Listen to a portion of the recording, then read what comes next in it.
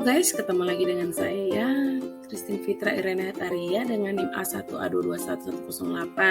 Saya sementara lagi melanjutkan studi di Universitas Megarizky Makassar, jurusan S1 Kebidanan. Di sini saya akan menjelaskan bagian dari mata kuliah saya Bahasa Indonesia yang materinya pertama menulis akademik, kedua menulis proposal, ketiga presentasi ilmiah, dan berpidato. Nah, mari kita lihat pertama menulis akademik. Sebelumnya kita harus mengetahui apa itu menulis. Menulis adalah kegiatan untuk menciptakan catatan atau informasi dengan kertas sebagai medianya.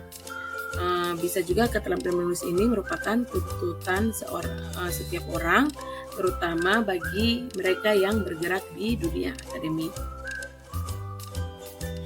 Menulis akademik itu bertujuan untuk memotivasi, memberi ruang, dan meningkatkan minat untuk menulis esai sebagai landasan untuk menuangkan butir-butir pemikiran keilmuan. Selain itu, menulis akademik juga bertujuan untuk menanamkan tradisi menulis berpikir logis, kritis, dan analitis dalam menghadapi masalah. Selanjutnya, menulis akademik itu juga bertujuan untuk melahirkan penulis dan peneliti. Menulis esai adalah tulisan prosa yang bersifat akademis. Isi tulisannya membahas suatu masalah dari sudut pandang pribadi penulisnya yang berdasarkan data yang bisa dipertanggungjawabkan. Menulis esai juga panjang tulisannya maksimal antara 3.000 sampai 7.000 kata dalam 5-10 halaman di kertas kuarto atau A4 dan ditulis dengan jarak 1,5 spasi, ukuran fontnya 12 dan jenis fontnya atau hurufnya itu Times New Roman. Ciri-ciri penulisan akademik, yang pertama, tulisan itu berdasarkan data atau fakta. Yang kedua, dikerjakan melalui proses analisis yang kritis. Yang ketiga, mempunyai sistematika rapi dan terbuka terhadap pengujiannya. Proses penulisan itu ada beberapa tahap. Yang pertama, perumusan asumsi atau peranggapan akan sesuatu masalah yang dijadikan topik. Yang kedua, mencari pembimbing. Dari itu, pemilihan topik yang tepat setelah dirumuskan bersama pembimbing.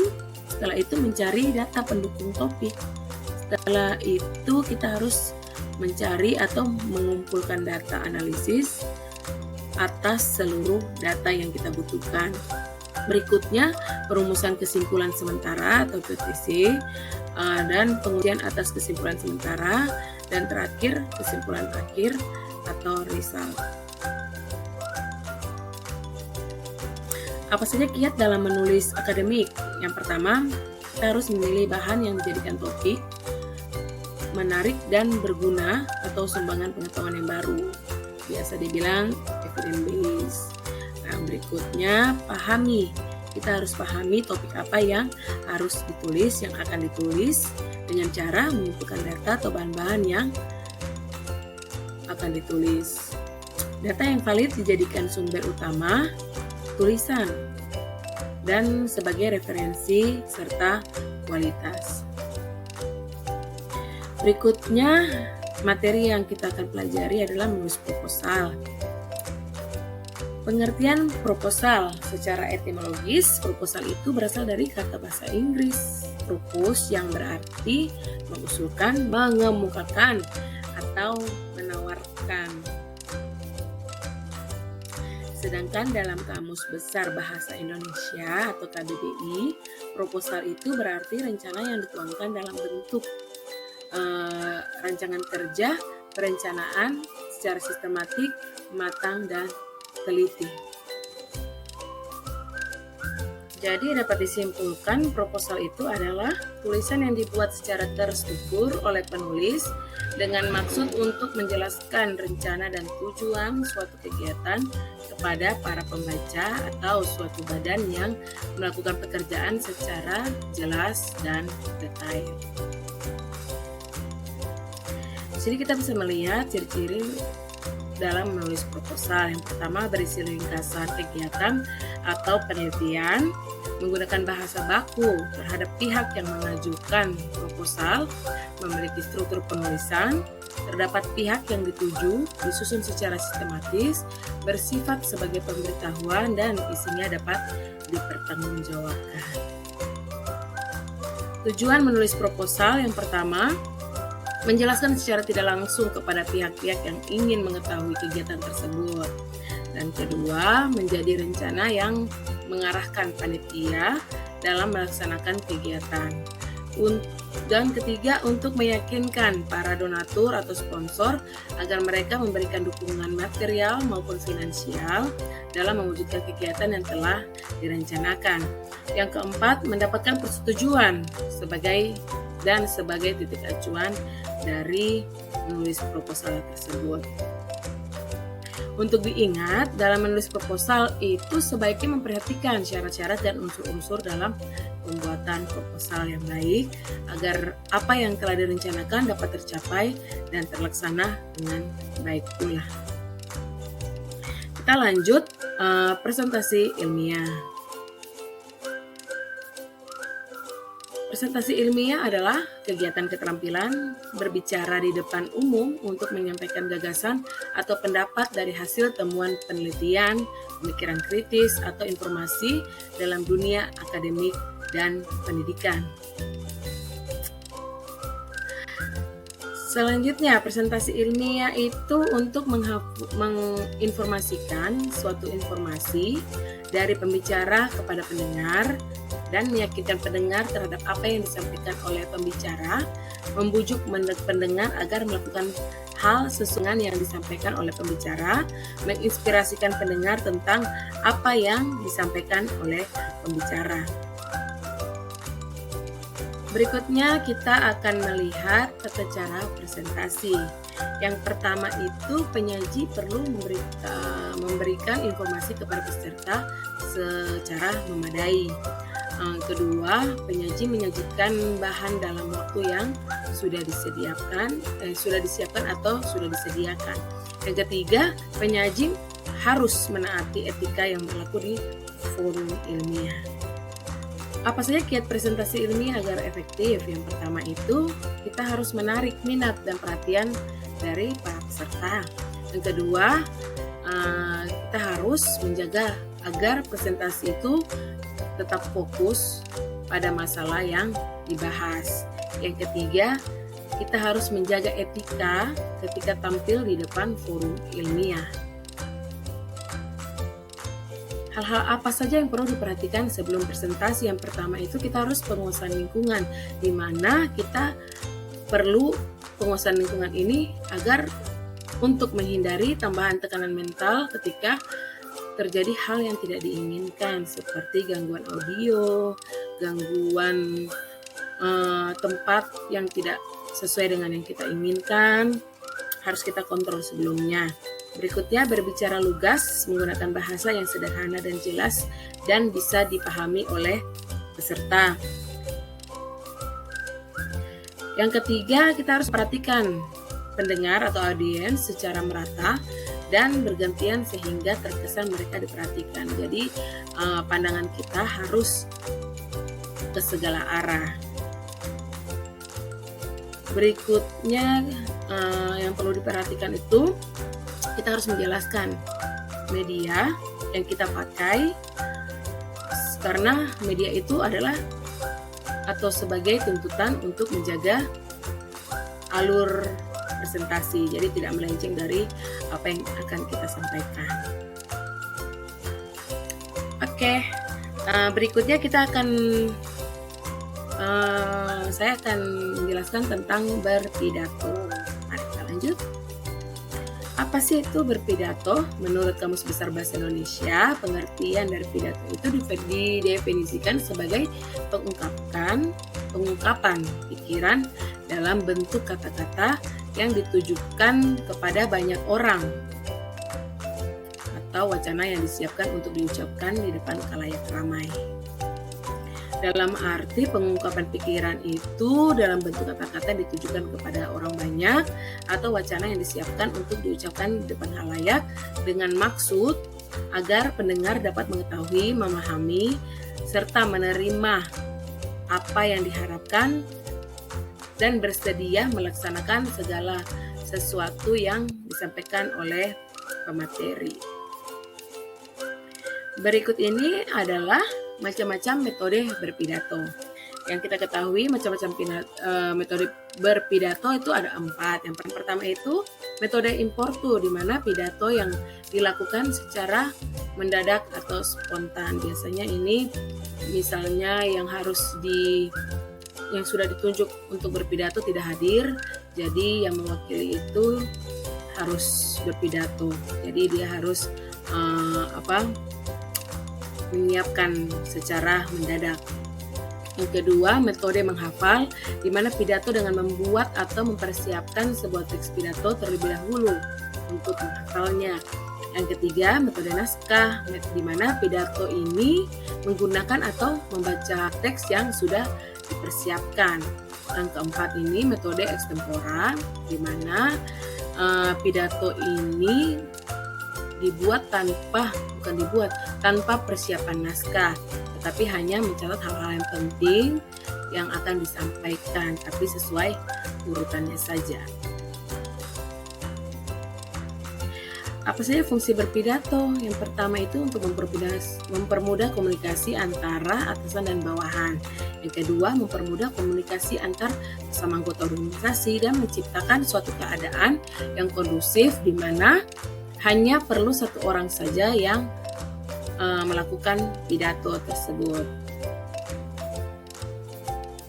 Nah, tujuan berpidato yang pertama sebagai informatif, di mana penyampaian informasi atau keterangan kepada pendengar. Yang kedua, persuasif atau mengajak atau membujuk pendengar. Yang ketiga, argumentatif, ini meyakinkan pendengar. Keempat, deskriptif, ini ingin melukiskan atau menggambarkan suatu keadaan.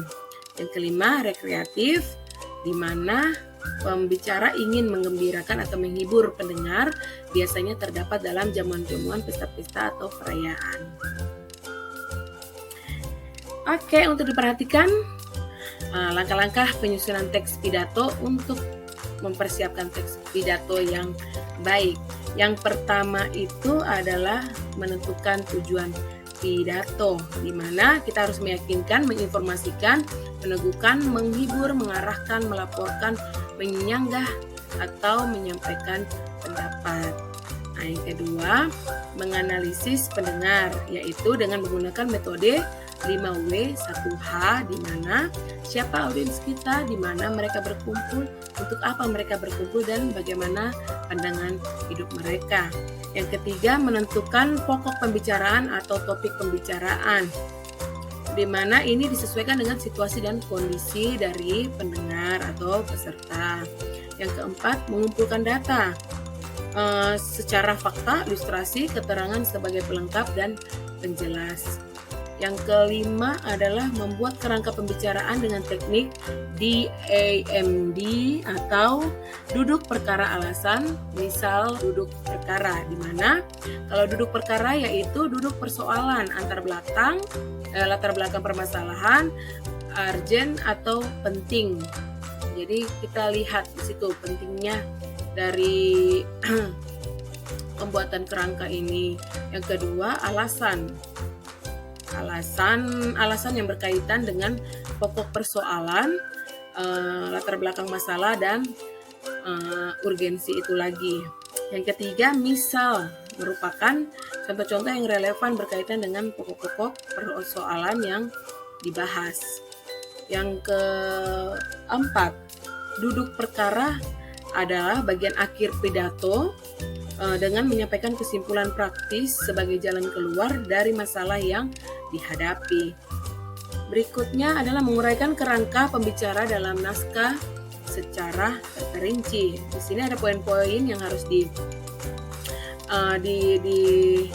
yang diperhatikan.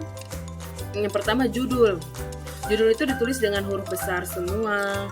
Kedua, pembukaan pidato yang berisi sapaan dapat berupa sapaan umum dan sapaan khusus. Yang ketiga, bagian isi pidato merupakan penguraian teknik duduk perkara, alasan, misal duduk perkara. Jadi, yang keempat, pelengkap penutup berupa tempat, tanggal, bulan, dan tahun penyusunan dengan dilengkapi identitas penyusun. Berikutnya membaca, merevisi, dan menyempurnakan bagian-bagian dari pembicaraan. Yang kedelapan, melatih ucapan dan memberi tanda bagian-bagian mana yang harus mendapat penekanan dari pidato itu. Kita lanjut. Menulis teks pidato ini ada 3 langkah utama yang perlu kita perhatikan juga dalam menyusun naskah pidato, yakni meneliti masalah, menyusun uraian, dan melakukan latihan. Kita lihat poin pertama, meneliti masalah. Meneliti masalah, yang pertama kita harus menentukan topik dan tujuan pidato, topik pembicaraan yang merupakan pokok persoalan yang akan dikemukakan. Yang kedua, kita harus analisis pendengar dan situasi yang dilakukan untuk mengetahui siapa pendengarnya dan dalam situasi apa pidato itu akan disampaikan. Yang kedua maksudnya penyusun uraian. Di sini ada beberapa poin yang kita harus perhatikan. Pertama itu mengumpulkan bahan untuk mendapatkan penyusun pidato, di mana kita harus mengumpulkan bahan yang diperlukan sesuai dengan topik pembicaraan. Banyak sumber yang dapat dijadikan bahan pidato, seperti bahan bacaan, hasil mendengarkan, atau pengalaman yang berkesan. 2. Membuat kerangka uraian. Membuat kerangka uraian sama halnya dengan kerangka karangan. Ini akan memudahkan kita untuk menyusun naskah pidato. Bahan-bahan yang telah kita peroleh disusun menjadi kerangka uraian. Poin ketiga dari menyusun uraian adalah menguraikan secara mendetail. Naskah pidato dapat diuraikan secara lengkap sesuai dengan kerangka yang telah dibuat. Dalam penyusunan naskah, kehendaknya kita menggunakan kata-kata yang tepat dan efektif sehingga dapat memperjelas uraian yang kita maksud. Selanjutnya yang terakhir adalah berarti pidato. Jika kita belum terbiasa tampil di depan umum, latihan berbicara sebelum berpidato itu sangat diperlukan. Kita dapat melatih intonasi, pengucapan, ataupun gaya saat kita berpidato. Kita juga dapat menentukan metode apa yang kita akan pakai dalam pidato nantinya. Baiklah, itu deret materi yang saya sudah sampaikan, yang saya sudah jelaskan. Kurang lebihnya saya minta maaf. Jangan lupa like, comment, and share, dan subscribe. Terima kasih.